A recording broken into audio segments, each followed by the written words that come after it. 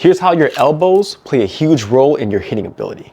As I do this, feel free to follow along with me at home. There are a good amount of hitters that come in for their approach, and when they jump, they start like this. This is what's called a high elbow draw.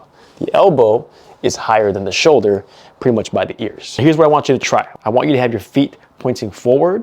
I want you to give yourself a high elbow draw, and then I want you to rotate your torso as much as you can towards your hitting elbow like this.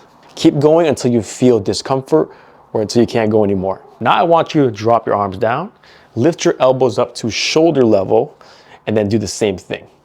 If you notice, with the lower elbow, I'm able to twist my torso more.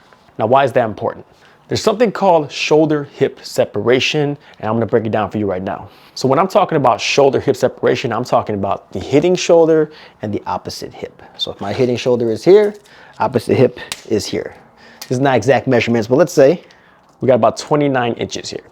Now when I have a low elbow and I'm able to go all the way here, now the distance between my hitting shoulder and my opposite hip is about 35 inches. Now I'm not using perfect measurements because this is like a tape measure that's not gonna exactly measure, but you get what I'm saying. When you hit, your power is not coming from your shoulders. Your power is mostly coming from your hips and torso and this whole sling right here that acts like a rubber band.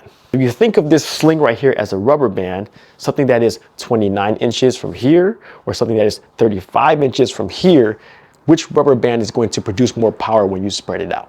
So the key here is the more hip and shoulder separation you can get, the more potential you have to add power to your swing. And as you saw, if you do a high elbow draw, you're not able to get as much hip separation as when you do a low elbow draw. I hope that helps. Give me a follow if you want to become a better volleyball player.